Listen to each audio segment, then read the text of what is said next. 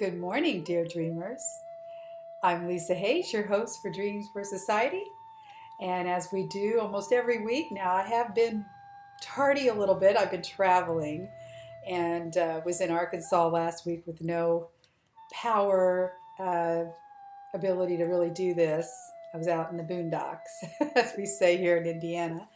Anyway, I had some huge shifts as I expected, and then unexpectedly, I attended a funeral of my dear uncle's in Phoenix as well, and that shifted a lot too. It was a very sweet sorrow, very close to him. He was only 3 years older than me.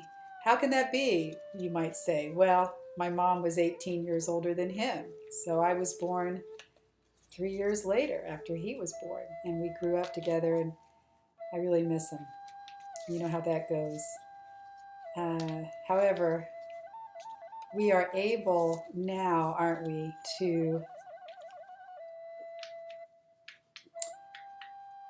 tune into higher frequencies, no matter the situation, and to celebrate rather than grieve. And that's what our lovely departed ones really want. So that's how I'm handling it. So what are these roller coaster rides that we take? I mean, we do them all the time, just even when we're watching sports events. We're rooting for our team, and if they lose, we're so upset. If they win, we're so happy. Why do we do that? I really feel through experience and downloads, we are here to tune into the higher frequencies that don't allow these deep dips and high highs, these low lows and high highs. It just can't happen in the higher frequencies. Ooh, here we go, honeys. Now, we've had this before, and since we've been doing this a long time, I'm just not even going to worry about repetitive cards here. You no longer spend money or time since energy can't be spent. Breathe in, dear dreamer. What does that mean to you this morning on October 5th, 2018? And as it popped out, I'm letting pop in what comes to me to express about this card.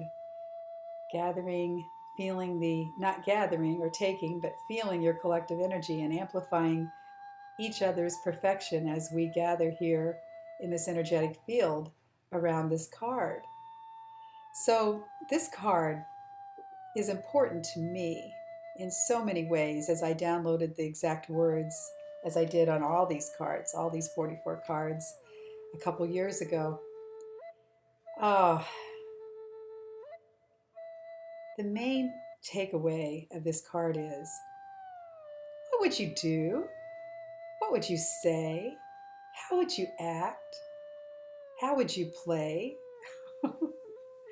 If you knew without a doubt that you had all the money and time you could possibly use, could possibly want, what would you do? Where would you live? Because time and money are just aspects of us that are defining themselves in this realm. Some people say time is another dimension. It certainly is in this dimension. It certainly is in this realm, and we utilize it. And when we're utilizing it the best way, or the most fun way, is when we're spreading time out, allowing it to expand as we create. And that's how I feel the future will be. We'll contract time when events don't serve us, and we then are allowed to tune into a higher frequency so that those events dissolve, those experiences dissolve. Whereas we'll utilize time by expanding it when we're having fun and creating and in a joyous experience. And money is a fiction anyway. Money is just in this realm for control and manipulation. Again, that high, high when we have a lot and that low, low when we don't have anything. What is this all about? So we can tune to a higher frequency where we perceive we have all the money and time we could possibly utilize.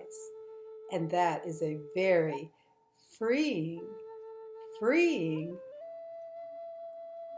concept and experience. So I leave that with you, dear dreamer, to ponder. Until next time. I'm going to say next week, but we'll see. Love and joy, Lisa.